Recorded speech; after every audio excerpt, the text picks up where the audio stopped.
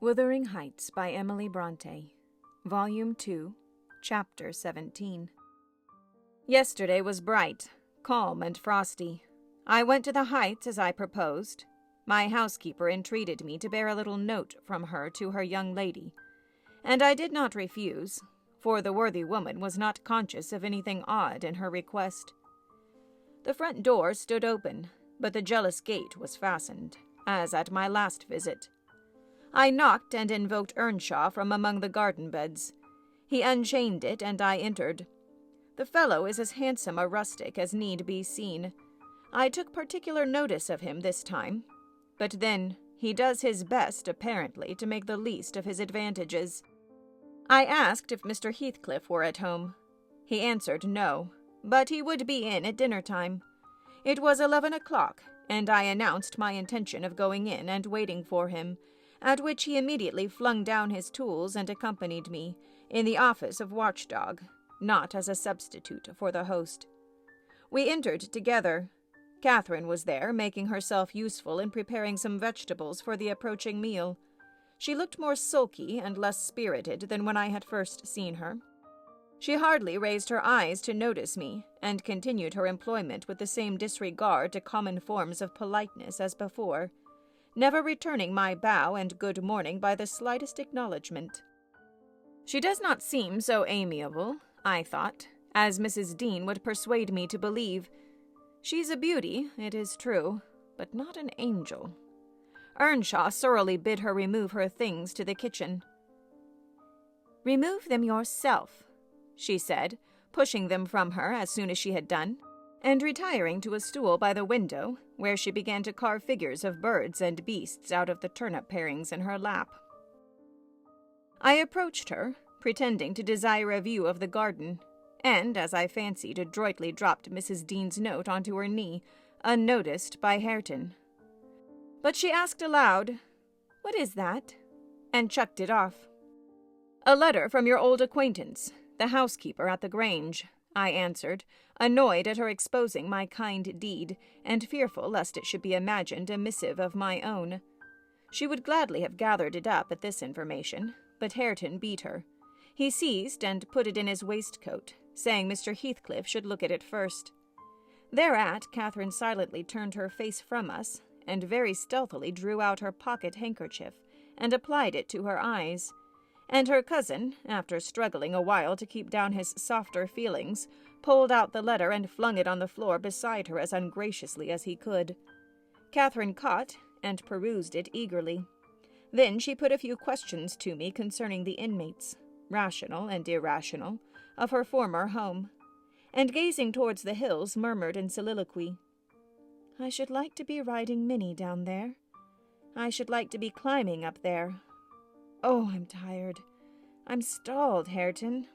And she leaned her pretty head back against the sill, with half a yawn and half a sigh, and lapsed into an aspect of abstracted sadness, neither caring nor knowing whether we remarked her. "Mrs. Heathcliff," I said, after sitting some time mute, "you are not aware that I am an acquaintance of yours, so intimate that I think it strange you won't come and speak to me. My housekeeper never wearies of talking about and praising you, and she'll be greatly disappointed if I return with no news of or from you, except that you received her letter and said nothing." She appeared to wonder at this speech, and asked, "Does Ellen like you?" "Yes, very well," I replied unhesitatingly. "You must tell her," she continued, "that I would answer her letter, but I have no materials for writing, not even a book from which I might tear a leaf." "No books?" I exclaimed. "How do you contrive to live here without them? If I may take the liberty to inquire, though provided with a large library, I'm frequently very dull at the Grange. Take my books away, and I should be desperate." "I was always reading when I had them," said Catherine, "and Mr. Heathcliff never reads, so he took it into his head to destroy my books. I have not had a glimpse of one for weeks. Only once I searched through Joseph's store of theology, to his great irritation. And once, Hareton, I came upon a secret stock in your room, some Latin and Greek and some tales and poetry, all old friends. I brought the last here, and you gathered them as a magpie gathers silver spoons for the mere love of stealing. They are of no use to you, or else you concealed them in the bad spirit, that as you cannot enjoy them, nobody else shall. Perhaps your envy counseled Mr. Heathcliff to rob me of my treasures, but I've most of them written on my brain and printed in my heart, and you cannot deprive me of those." Earnshaw blushed crimson when his cousin made this revelation of his private literary accumulations, and stammered an indignant denial of her accusations.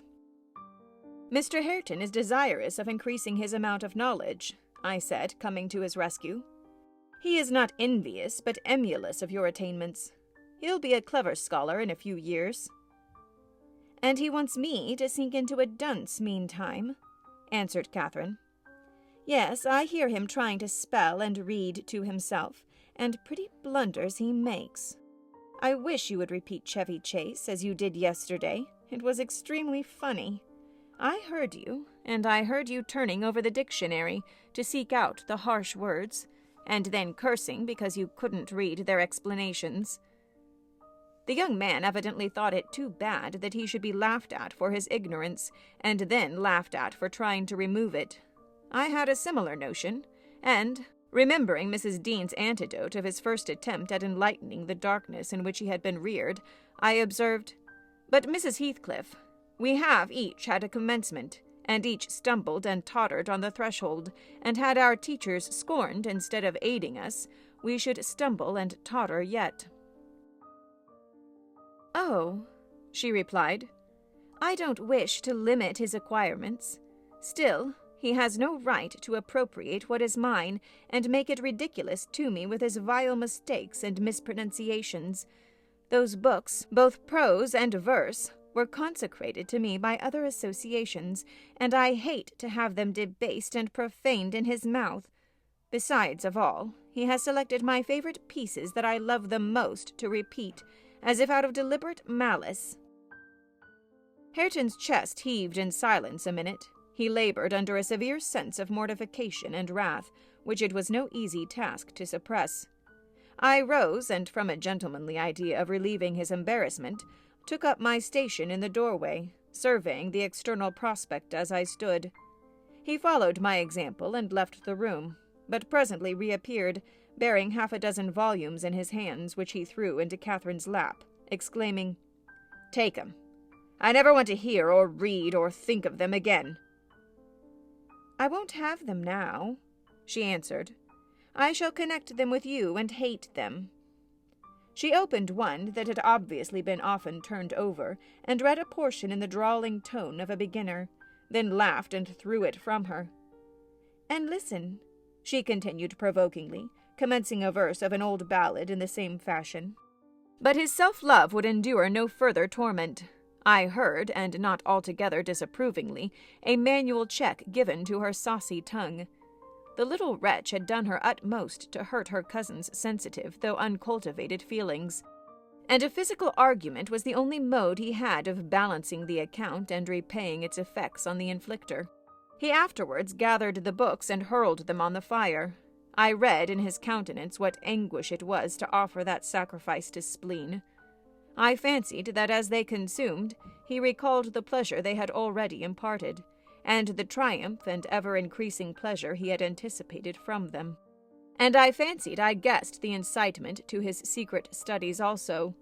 He had been content with daily labor and rough animal enjoyments, till Catherine crossed his path. Shame at her scorn and hope of her approval were his first prompters to higher pursuits. And instead of guarding him from one, and winning him the other, his endeavors to raise himself had produced just the contrary result. "Yes, that's all the good that such a brute as you can get from them," cried Catherine, sucking her damaged lip and watching the conflagration with indignant eyes. "You'd better hold your tongue now," he answered fiercely, and his agitation precluding further speech, he advanced hastily to the entrance, where I made way for him to pass. But ere he had crossed the door-stones, Mr. Heathcliff, coming up the causeway, encountered him, and laying hold of his shoulder, asked, "What's to do now, my lad?" Not," he said, and broke away to enjoy his grief and anger in solitude. Heathcliff gazed after him and sighed. "It will be odd if I thwart myself," he muttered, unconscious that I was behind him. "But when I look for his father in his face, I find her every day more. How the devil is he so like? I can hardly bear to see him." He bent his eyes to the ground and walked moodily in. There was a restless, anxious expression in his countenance I had never remarked there before, and he looked sparer in person. His daughter-in-law, on perceiving him through the window, immediately escaped to the kitchen, so that I remained alone. "I'm glad to see you out of doors again, Mr. Lockwood," he said in reply to my greeting. "From selfish motives, partly. I don't think I could readily supply your loss in this desolation. I've wondered more than once what brought you here." "An idle whim, I fear, sir," was my answer, "or else an idle whim is going to spirit me away. I shall set out for London next week, and I must give you warning that I feel no disposition to retain Thrushcross Grange beyond the 12 months I agreed to rent it. I believe I shall not live there any more." "Oh, indeed? You're tired of being banished from the world, are you?" he said. "But if you be coming to plead off paying for the place you won't occupy, your journey is useless. I never relent in exacting my due from anyone." "I'm coming to plead off nothing about it," I exclaimed, considerably irritated. "Should you wish it, I'll settle with you now," and I drew my notebook from my pocket. "No, no," he replied coolly. "You'll leave sufficient behind to cover your debts if you fail to return. I'm not in such a hurry. Sit down and take your dinner with us. A guest that is safe from repeating his visit can generally be made welcome. Catherine, bring the things in. Where are you?" Catherine reappeared bearing a tray of knives and forks. "You may get your dinner with Joseph," muttered Heathcliff aside, "and remain in the kitchen till he is gone." She obeyed his directions very punctually. Perhaps she had no temptation to transgress. Living among clowns and misanthropists, she probably cannot appreciate a better class of people when she meets them. With Mr. Heathcliff, grim and saturnine on one hand, and Hareton, absolutely dumb on the other, I made a somewhat cheerless meal and bid adieu early. I would have departed by the back way to get a last glimpse of Catherine and annoy old Joseph, but Hareton received orders to lead up my horse, and my host himself escorted me to the door, so I could not fulfill my wish. How dreary life gets over in that house, I reflected while riding down the road. What a realization of something more romantic than a fairy tale it would have been for Mrs. Linton Heathcliff, had she and I struck up an attachment, as her good nurse desired, and migrated together into the stirring atmosphere of the town.